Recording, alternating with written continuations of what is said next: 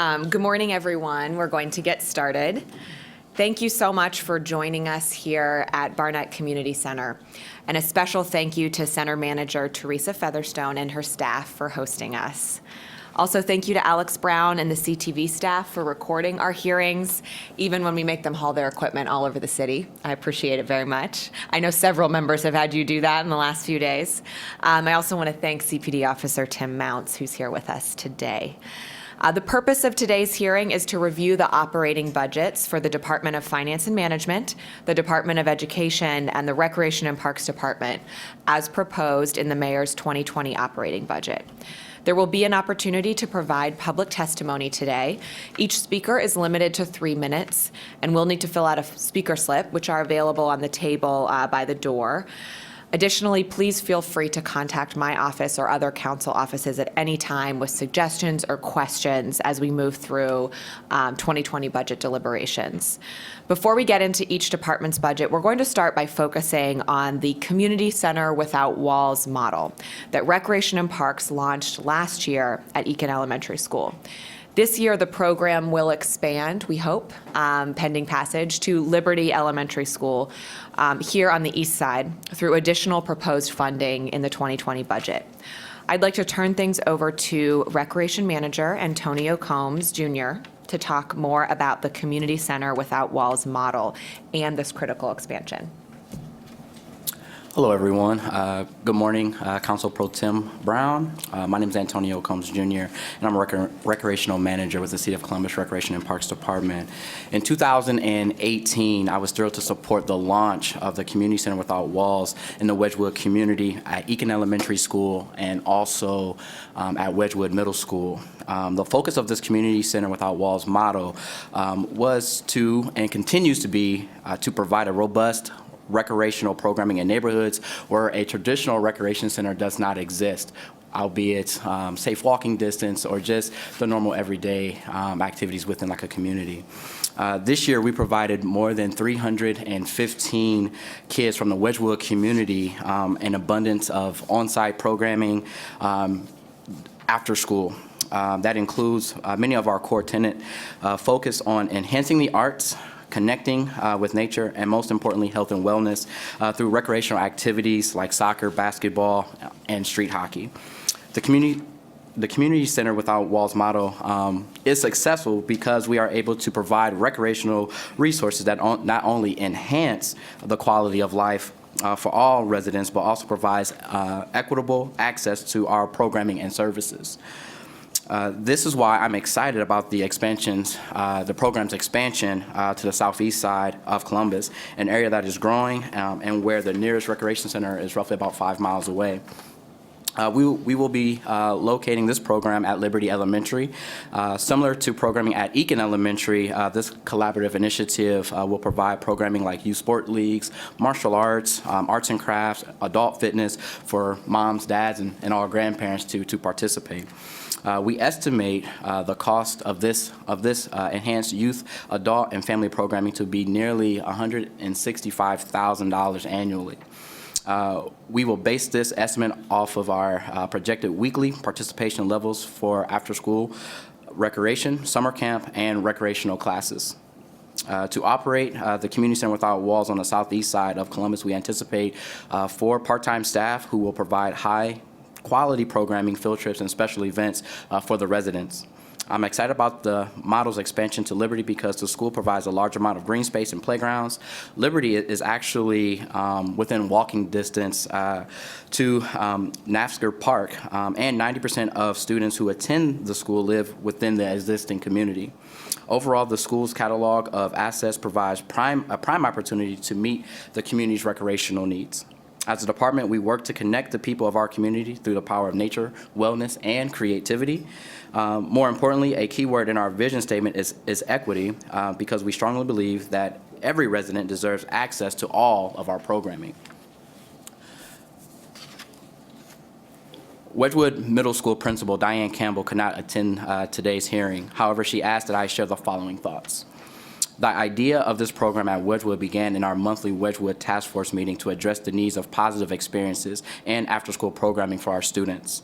It was a 2-year process, but we began in 2018 and 2019 school year within the walls of Wedgewood to merge Rec and Parks with students and culture of Wedgewood Middle School. The next steps involve taking our students out of the Wedgewood community into the culture of positive play and collaboration under the guidance of Columbus Recreation and Parks leaders like Antonio. This program provides experience for many of our students that they may not have had the opportunity to know the unknown. They're not just out having fun. They are proud to be a part of something positive with others. The Community Center Without Walls model in Wedgewood has been impactful to our individual students and their families. Her voice is just one example of many community members who have been positively impacted by access to recreational programming. We are excited about the possibilities of this program expansion because as a department, it helps meet our mission. Thank you so much, Antonio. I really want to, the reason we're highlighting this program here in our typical budget hearing where we go over all the programs, and there are many that Columbus Recreation and Parks does well, the Department of Education and the Department of Finance, but the reason we wanted to highlight this one is because it's new, it's innovative, and we think we're able to fill a need with it.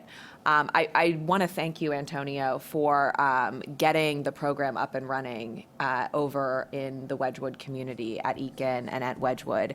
Without your willingness to pilot something new and be creative and work with the community, not just the youth, but also the trusted adults in their family and in their schools. Without your ability to be innovative and creative, none of this would have worked. So I want to highlight your leadership and thank you for it.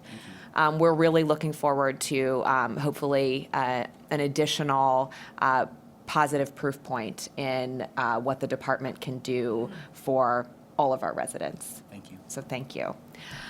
With that, we are going to move on to the rest of the overview of the entire Recreation and Parks Department budget. So we will move to Director Paul Rakoski to take us through. Thank you, President Pro Tem Brown. Probably a letdown after Antonio's presentation because he does such a wonderful job for the department. But what I'll do is quickly go through the department's budget, and then obviously if there's questions, I'll be more than happy to answer those questions. The department's overall budget is a little over $56 million, so $56.4 million in projected for 2020. That does include $1.2 million in expansion requests that we were lucky enough to have granted by Finance and the Mayor's Office. That has been it's a great thing because we really haven't had an ability to offer any expansions in the last couple of years. The way the department's budget is put together, for those that don't know, we have a couple of main sources of revenue. One is our own revenue that we generate in-house. So when we charge for programs and charge for our shelters and the use of some of our other facilities, we have revenue that we call our earned revenue, but we also receive a very significant subsidy from the city's general fund. So as a part of that $55.8 million overall that we have, almost $40 million of that represents the general fund transfer. And then a little over $12 million, 12.2 is our own earned revenue. And again, we get that from various sources, including golf and aquatics and some of the other operations that we have. There's also, we generally don't spend all of the money that we have encumbered every year, so we have a little over $500,000 in encumbrance cancellations as a part of that. And then there are internal service expenses that we have in our department for fleet and technology that are budgeted centrally in the finance department, and that's a little over $2 million. So when you wrap all those together, including the $1.2 million in expansions, we're just a little bit under $56 million. And if you look at that, that's about a 2.8% increase over our 2019 projections. Some of the highlights that are within our budget, as many of you might know, we're currently under construction in the Linden area for a brand-new center of opportunity. It's a new concept for us that's going to include within that center other very important services and wraparound services and services that are going to be delivered by other partners. That center will open towards the end of next year. We're very excited about that. It's a 55,000 square foot recreation center, a complete rebuilding of the park over there, including a new spray ground, all new hard surface courts for all of the other activities that we have there, as well as a new pond over at that facility. As some of you who are familiar with our recreation centers, we struggled a little bit with our ponds and those being viable ponds for kids. We like to give a lot of our youth opportunity to fish in those ponds because they don't have any other opportunity really to get a chance to do that. And so this is kind of a new test of a more naturalized pond that we hope is going to be more sustainable. We have a 1.8, a little under 1.9 million total funding for our APPS program. Those that are familiar with that, it enriches the lives of youth ages 14 to 23 by connecting them to services and programs focused on building life skills, character development, jobs, post-secondary education, and other components. And Tony already spoke to our Center Without Walls down in the southeast area. We have a little over $900,000 dedicated to our neighborhood safety strategy, which is a comprehensive strategy in connection with health and public service and other departments through the mayor's office to try and address some of the issues that are out there in regard to violence prevention in the community. We have a summer food program that is the largest in the state of Ohio. The goal in 2020, serve approximately 500,000 meals to children and youth. We also have a summer work program where we employ a significant number of youth during the summer to give them life skills. We also work with them on the front end of that program in regard to learning how to interview and mentoring those students, just not giving them a job, but also providing them with some life skills that are going to be important as they move forward in life.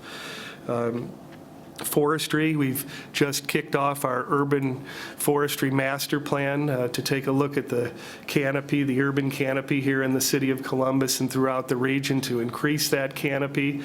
We have a forestry division that's going to help with that effort. They're budgeted at about $2.6 million. And then we also have some partnerships that we have where we're the conduit to funds for partners out in the community. Franklin Park Conservatory, if any of you have been over to the conservatory, we have a $350,000 subsidy that we provide to them. The King Arts Complex, $125,000.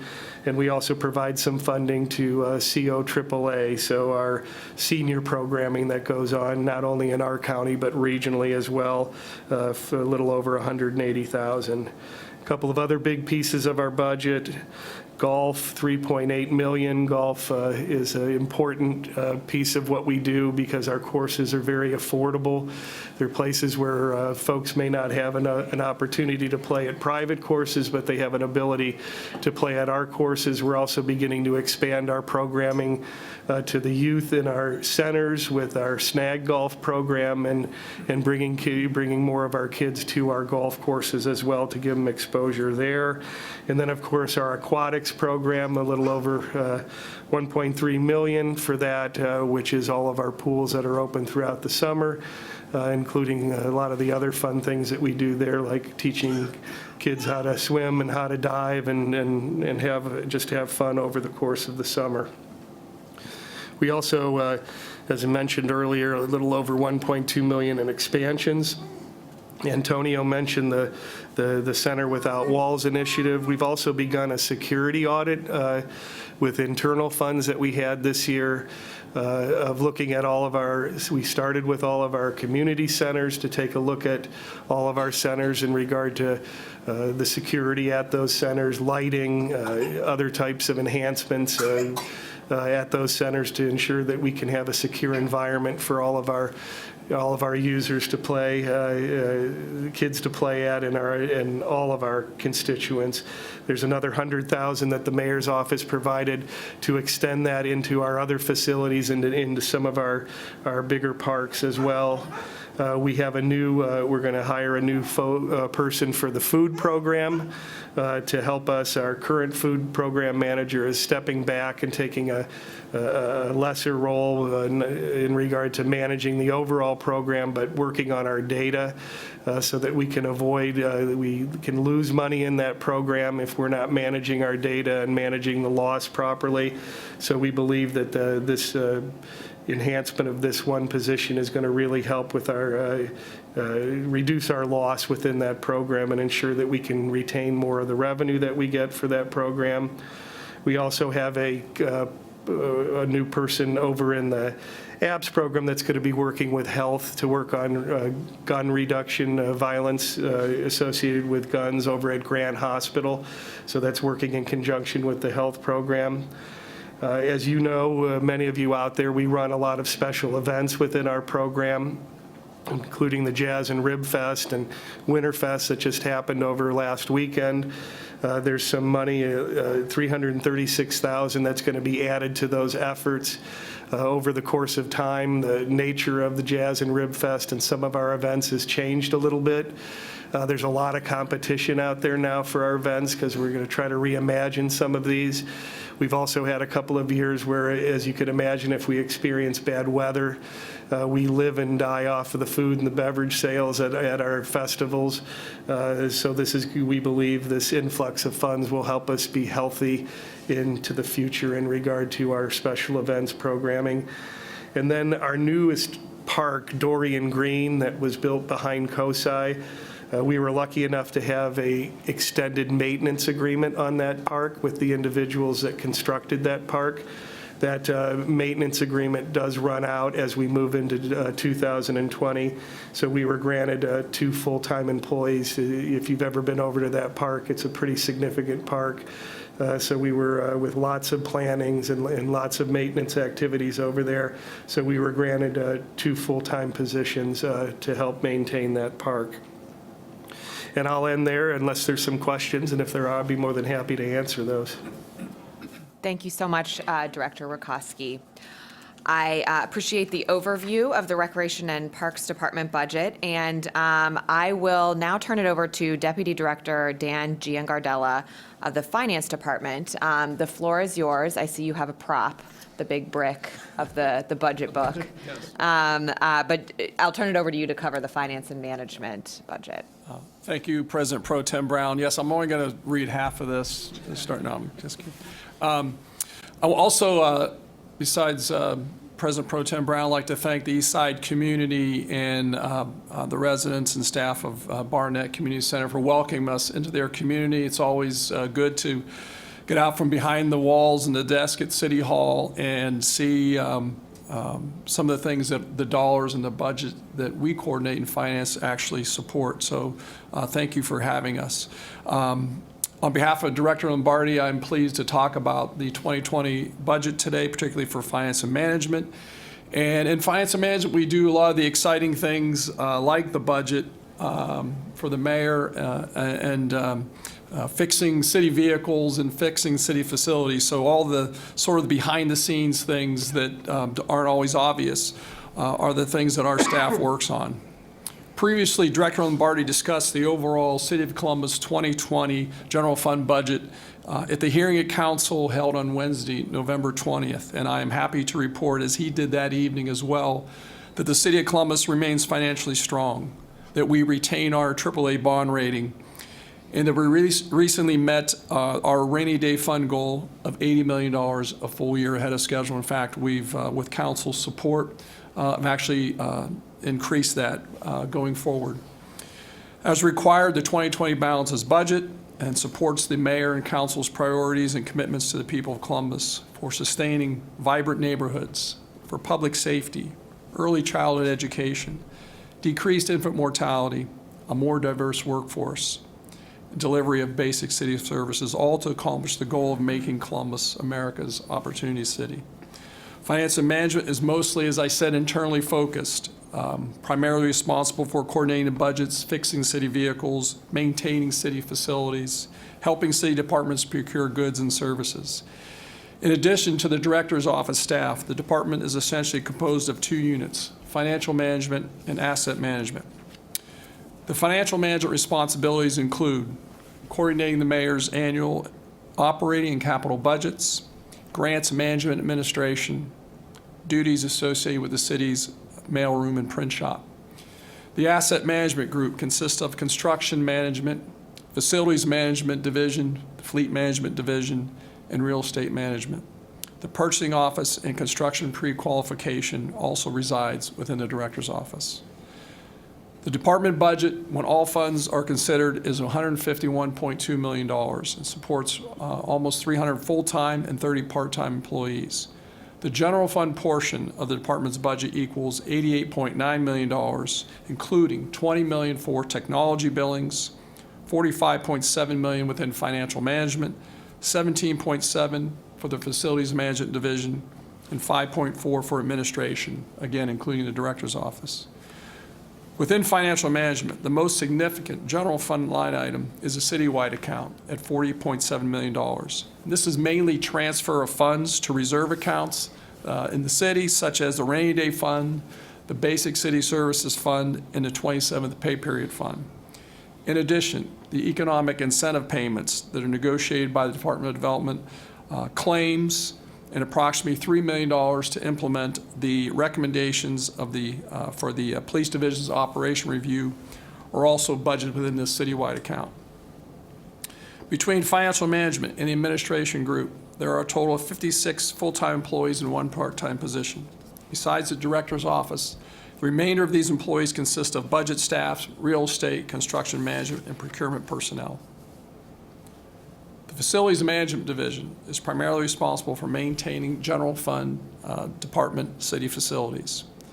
This maintaining basically includes preventive maintenance, cleaning, custodial services, small repairs, and renovations to approximately 3 million square feet of space, as well as security services for downtown buildings and parking garages.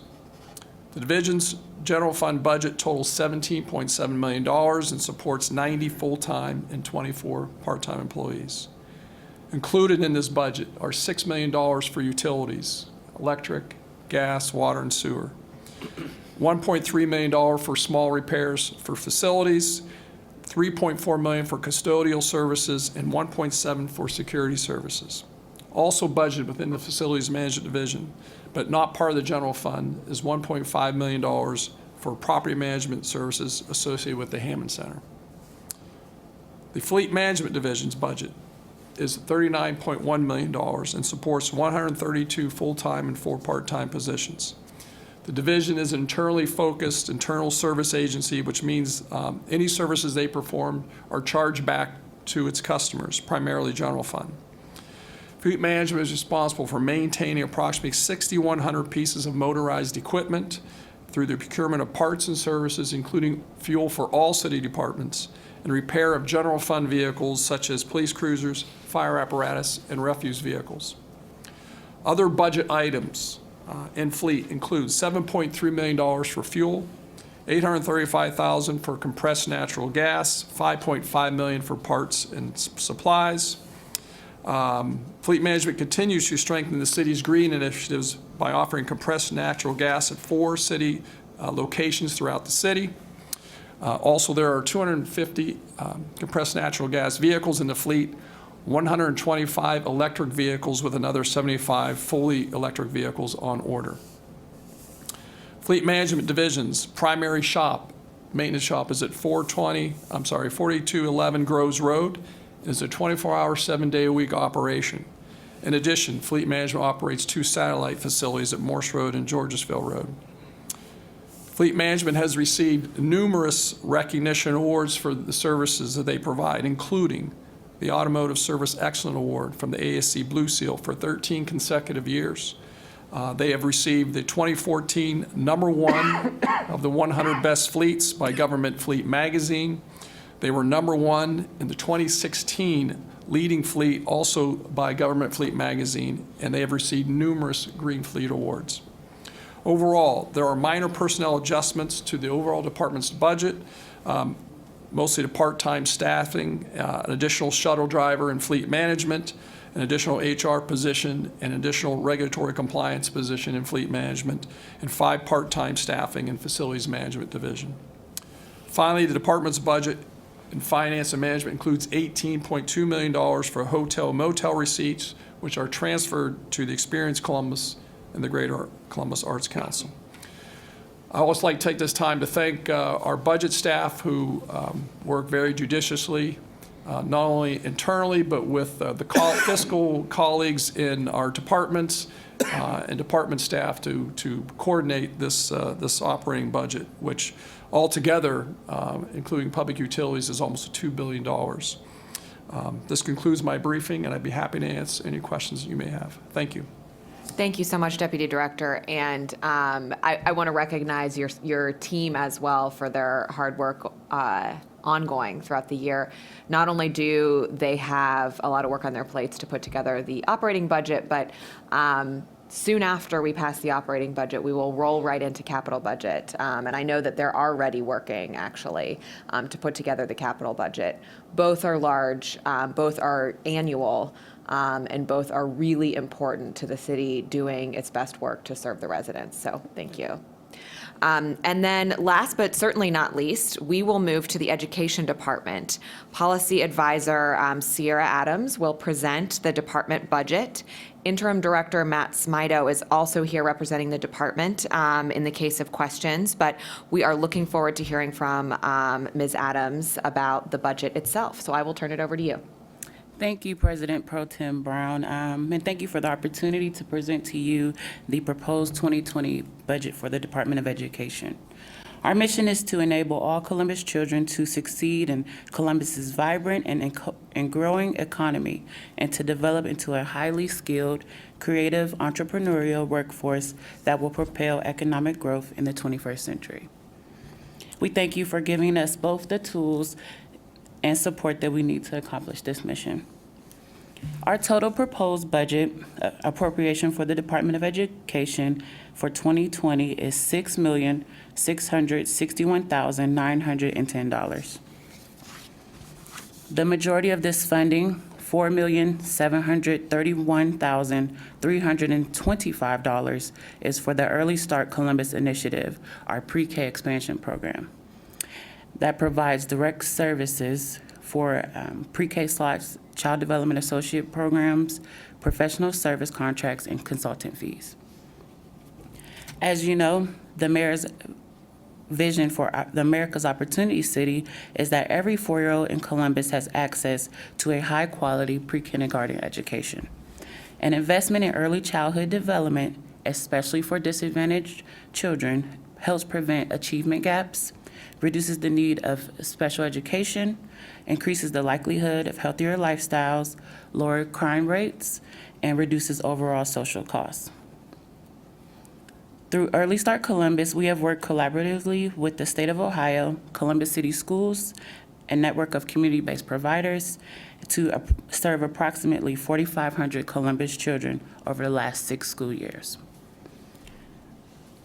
For the last 3 years, we've engaged in a strategic approach to our investments in pre-K that has allowed us to serve more kids by spending our money more wisely. Starting in 2016, we required providers to braid city funding with other funding sources, such as Ohio Department of Education's Early Childhood Education Grant Program and Ohio Department of Job and Family Services publicly funded child care. There are 2 main benefits for this strategy. First, it allows us to use our funds more cost-effectively by designating city funds as last dollar awards. Braiding funding with other sources allows us to grant a higher number of awards. Consequently, we have been able to serve many more children per year than when we started. Our inaugural year in 2014-2015, we served 350 children.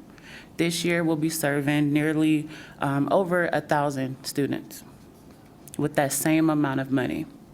Secondly, by braiding dollars, providers can receive greater total award amounts per child, which allows them to make greater investments and quality improvements for their program. And because of this, the importance of making data-driven decisions, we are requesting $130,000 for technical support for the C-Hive platform and $268,000 for Ready for Success, our assessment and teacher coaching program.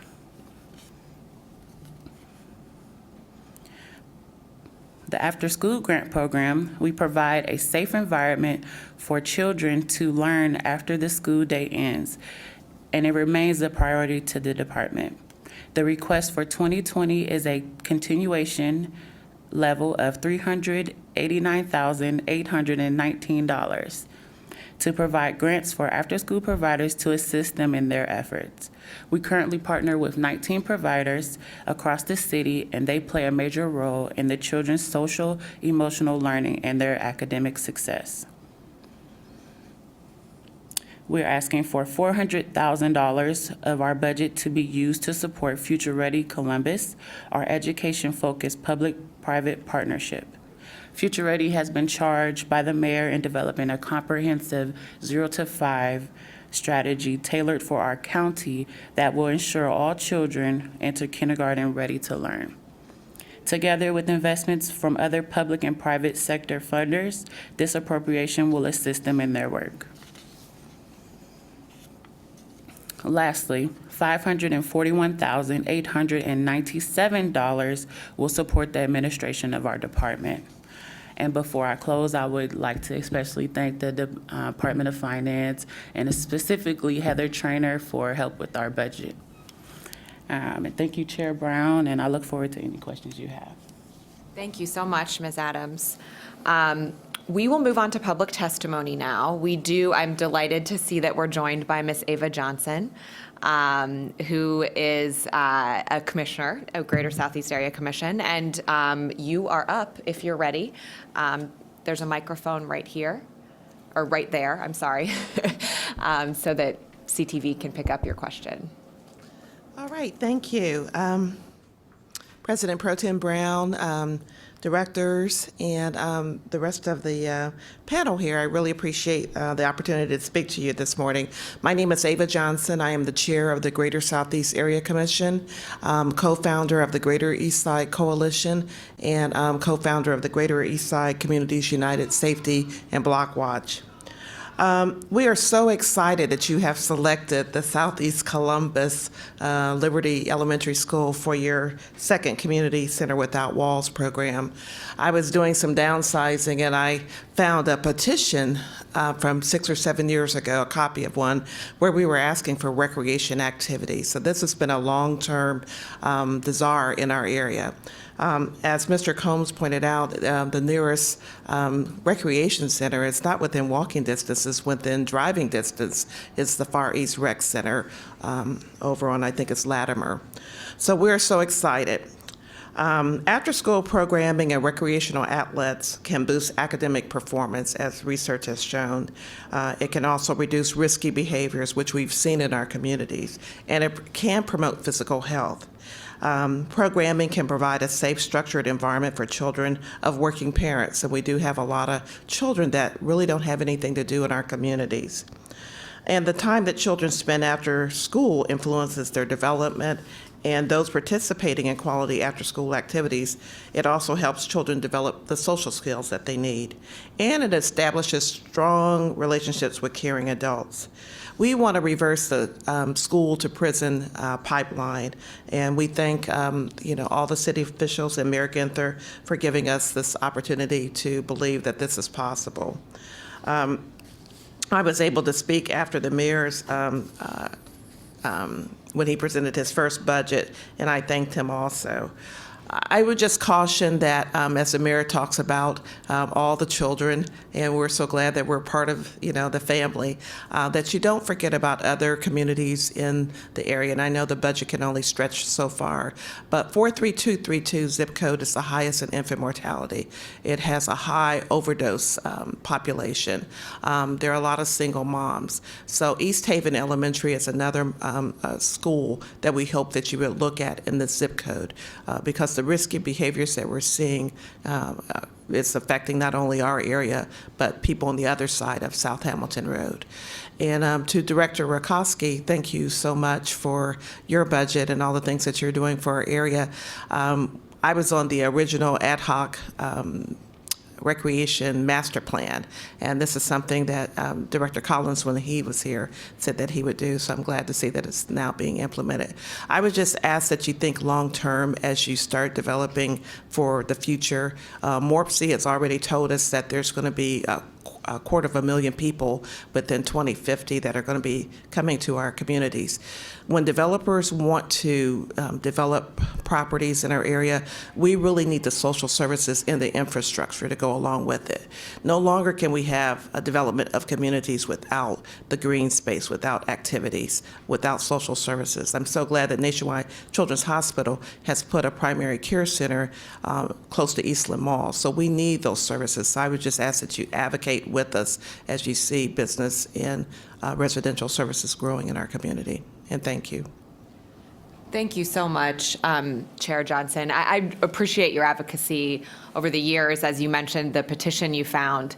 And that's a really important reminder here today that smart growth isn't just about new roadways and good sidewalks, which are also important, but it's also about the services. It's also about the safe opportunities for recreation and community. And that's what we're here for. It's also about ensuring that children have access to a quality early education. So I appreciate that reminder this morning. It's really critical.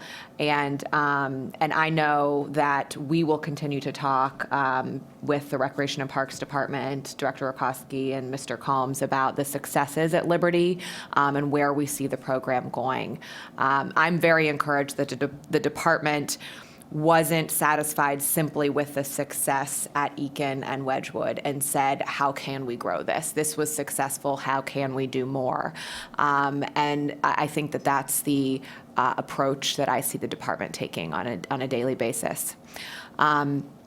Well, I think with that, we, unless there are further questions, we do the blue slip thing, but happy to go off script and take anything from the audience if questions have arisen as we've presented. Great. Well, as we wrap up, I do want to thank my colleagues on council who've been hosting their own committee-based budget hearings in council chambers and outside council chambers. Through this hearing process, we want to highlight how the operating budget supports the success of every resident and family in Columbus, but also gather feedback because we're keenly aware we need to be doing more. And we want to understand directly from residents how the city can continue to improve the services it provides. I mentioned in my back and forth with Deputy Director Gian Gardella that the capital budget is also approaching, and we try to do capital budget hearings on the road as well. The difference between the capital budget and the operating budget is capital is an investment in physical things, and operating budget is an investment in ongoing services. So both are very important pieces of legislation, probably the most critical pieces the council considers every year. Remaining hearings on this operating budget include the public safety hearing chaired by Councilmember Mitch Brown. It is this afternoon at 4 p.m. in council chambers. The Neighborhoods, Technology, and Public Utilities Committee's hearing chaired by Councilmember Rob Dorans tomorrow at 5 p.m. in council chambers. And the Small and Minority Business Committee will also hold a hearing. It's chaired by Council President Hardin, and that hearing will take place sometime in January. The exact date is to be determined. We expect to bring the 2020 operating budget before council for final consideration in early February, so please continue to provide feedback between then and now to myself and to other council offices. Thank you again to all of you for being here. Thank you to our council staff, Kelsey Ellingson and James Carmine on my team, Matt Erickson, Chris Maitland. Did I say your last name right? Okay, thank you. Good. That's embarrassing if I didn't. Thank you for all you do to support the ongoing work of our policy deliberations. And thank you to CTV for being here. With that, we're wrapped.